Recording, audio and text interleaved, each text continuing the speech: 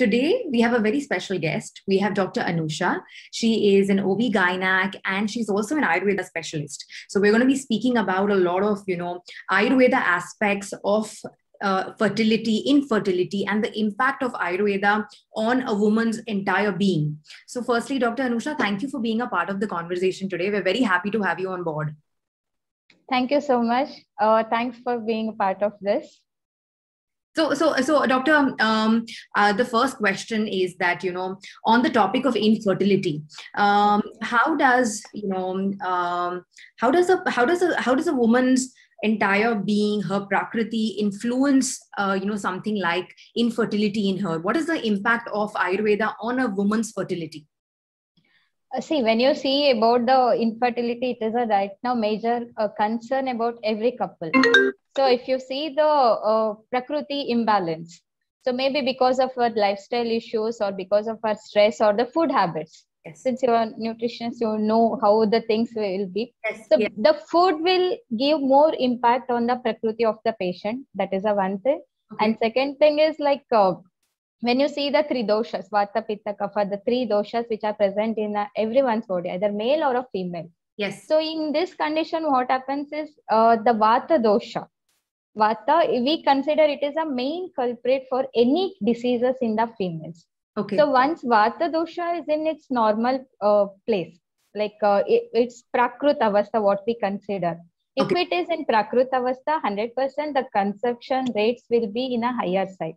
Okay. But nowadays, what is happening is maybe if you see about the modern aspect, the fertility mainly depends on the HPO axis, that is hypothalamo-pituitary ovarian axis, what we say. Yes. So because of the lifestyle changes, or she has to need for because all the women are working women, if we see now. Yes. So what happens is the food impacts more on the women health. Okay. So irregular timing food habits or controlling the natural urges like the urination or the defecation. So, and irregular food habits, late night shifts, these yes, all will mainly impact the vata dosha. Okay. And the vata dosha is a main which is helpful for the conception. Right. So once the lifestyle of the woman is irregular or there is a disproportion in her biological clock, what we can say. Yes. So if there is a disruption, obviously the fertility rate gradually it will be decreasing. Okay. Thank you. So main thing, three doshas, we should keep it in a track. That is a main concern. Yes. Yes. Thank you for that detailed explanation, of the doshas and how it impacts fertility in women. Doctor, another thing that I want to ask you is that we hear the term panchkarma a lot. Whenever we speak about Ayurveda, everybody gets to hear panchkarma. Can you explain to us briefly what panchkarma is and how it can help women with fertility? Yes, definitely. See, when you see, every people knows that panchakarma, but the main they don't know the difference between shodhana and panchakarma. Okay. So panchakarma, even a healthy person can undergo panchakarma procedures. It is a seasonal, like we have vamana, virechana, basti, nasya. These are the certain 5 rakta mokshana. These are the 5 variations of panchakarma what we see. Okay. Panchakarma, even a healthy person can undergo depending on the season. Okay. But when it comes to a shodhana, the deceased person will be undergoing the procedure. Okay. So panchakarma, healthy person, even for example, infertility, if you take, even healthy couple can also undergo panchakarma. We consider it as a pre-conceptional care. Okay. Nowadays, it is very big talk, pre-conceptional care. Yes. So pre-conceptional care, if you go, the panchakarma plays a role, like we do vamana or virechana, that also depend on the prakriti. Whether this female is eligible for vamana, that is vomiting, that is one type of procedure. Virechana means we give medicine for loose motion. Yes. So depending on the prakriti, if she is pitta prakriti, we go for virechana. If she is vata prakriti, we go for the basti. And if she is kapha prakriti, we go for vamana. It is a pre-conceptional care you can plan, that is panchakarma. Okay. Suppose if the woman has endometriosis, fibroids, or irregular menstrual cycle, yes, scanty flow, excessive flow, or irregular cycles. These are the certain disease conditions where the doshas will be vitiated. Yes. Right? In those conditions, you need to go for shodhana. That is also depending on the dosha, which dosha is predominant in that person, yes, either male or female. On that basis, you will be undergoing the shodhana chikitsa. Yes. Shodhana is a treatment. Whereas if you see the Panchakarma, it is even the healthy individual can undergo the treatment. Okay. All right. So there is a difference. Panchakarma, totally 5 procedures are involved. In brief, like Vamana, Virechana, Basti, Nasya, and Raktamokshana. Okay. So the person who is fit for which criteria we take and we do the procedure. Okay. Okay. So that is Panchakarma. Thank you. Thank you, doctor, for explaining the terms also to us. A lot of us do not really, we all know about Ayurveda as a broad term. We also hear about Panchakarma as a broad term, but thank you for breaking it down for us and explaining it to us as per everyone's Prakruti. Doctor, you mentioned a lot of hormonal problems that women actually have, and how Ayurveda can help somebody like this. So one very common problem that, a lot of women face is that they have different kinds of vaginal discharge, and that sometimes becomes a cause of worry because some women don't understand what is normal, what is not normal, and how to then proceed with it. So if you could highlight how and how a practice like Ayurveda helps a woman understand more about this condition and how she should go about it. Okay. When you talk about the white discharge, we categorize into physiological. That is because of our body hormonal fluctuation. What it happens, that is a one sort of thing. Yes. And the second thing is pathological. That means abnormal discharges. Yes. So when you see physiological, that is normally every woman will be having a white discharge. For example, just prior to her menstrual cycle, or yes, when she is breastfeeding, or during the pregnancy, or just finishing up during the ovulation period. These are the certain conditions where the woman will be having the white discharges. Yes. But these discharges, you can rule out the pathology, how it is. The main thing is whether she has vaginal discharges, whether it is curdy white discharges, whether she has, or whether the woman is feeling of itching in the vagina. Yes. Or any burning sensation while passing urine, or while the white discharge, any burning sensations, or any lacerations because of discharges, or a odor, we call it a smell. Yes. Any offensive odor. Yes. If there is any of these things like itching, or the smell, or the burning sensation, or any lacerations or during the discharges, that you need to concern that it might be a pathological thing. Okay. Other than these things, if she has a white discharge and it is watery secretions or little like curd, like of thickness, very mild, you can consider the buttermilk kind of. Of course, it is a bit odd to compare the food with the discharges, but this is how every female knows the things, because curd or buttermilk, these are everyday routinely they use. Yes. So when you go for these things, like whether it is abnormal or the normal thing, you can easily differentiate it. If she has itching, if she has burning sensation, if she has offensive smell, or any lacerations in her vagina or the external. If there is any of these things, definitely it is a pathological, then she need to consult a doctor.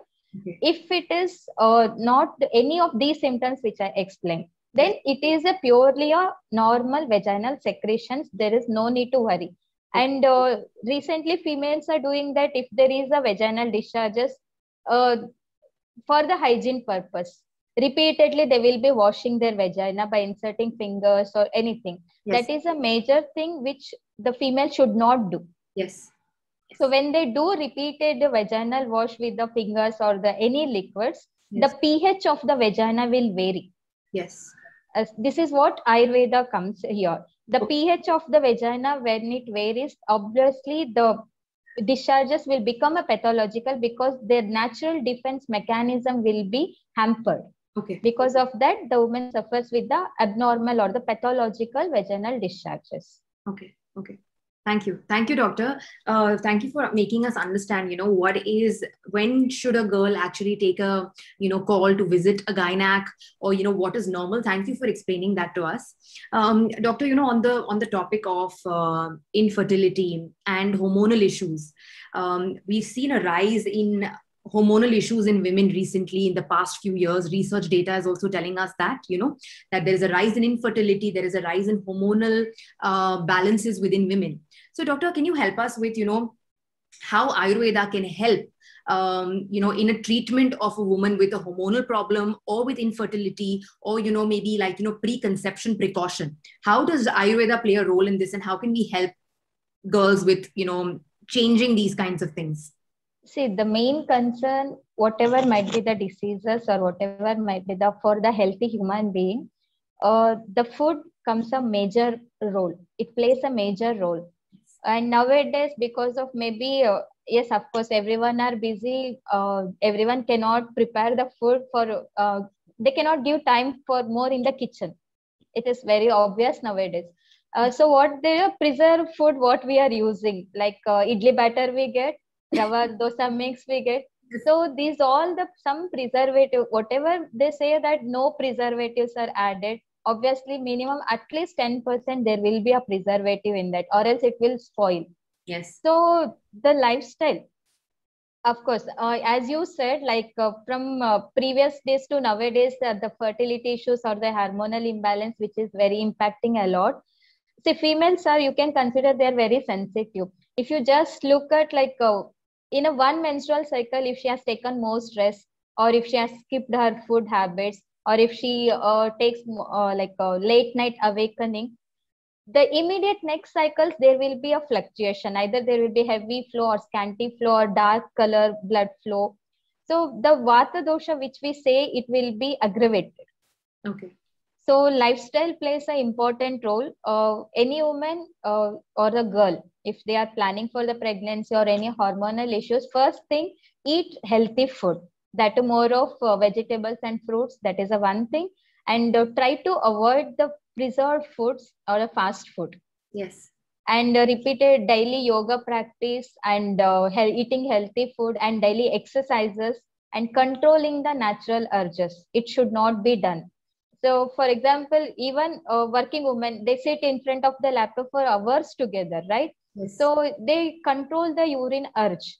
Yes. They just feel that, okay, once we'll finish this meeting, we'll go for a washroom. In those conditions, obviously, the Vata dosha will increase very drastically, and the woman will face a hormonal imbalance, because we say any disease in the females, Vata dosha is a main culprit.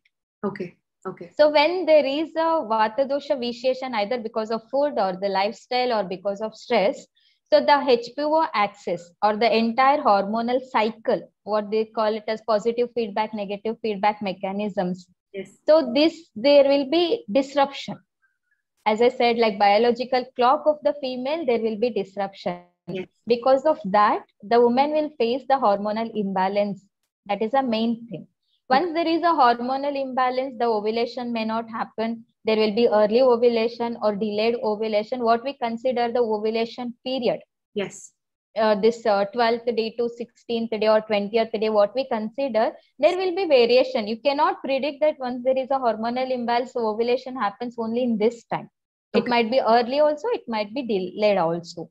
Okay. So there the fertility issue comes. The couple says that even they are trying every month, the conception is not happening. That is one thing. Yes. If you see the PCOD or the endometriosis, the major, what Ayurveda says is, if there is a variation or the difference in the lifestyle, yes, like a food or the mental or the physical. Yes.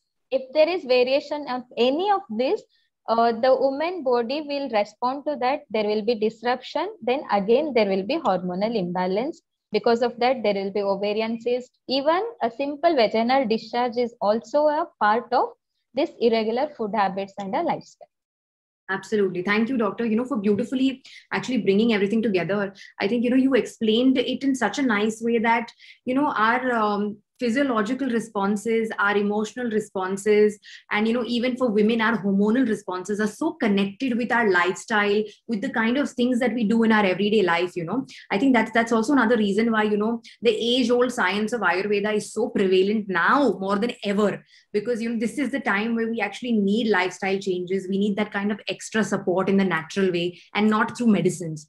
So thank you, Dr. Anusha, for, all your valuable information today, helping us understand, certain categories of Ayurveda and how they impact and how they can help women, you know, if done in the right way. We're very, very thankful for you to come here and talk to us and, you know, give so many girls this information. Thank you. Thank you for this opportunity, because we cannot reach everyone. You are the people who are reaching to the everyone. Maybe because of nowadays social media, which is very in a Zoom condition. So we are reaching everyone. Yes. So thank you so much for making me part of this. Thank you.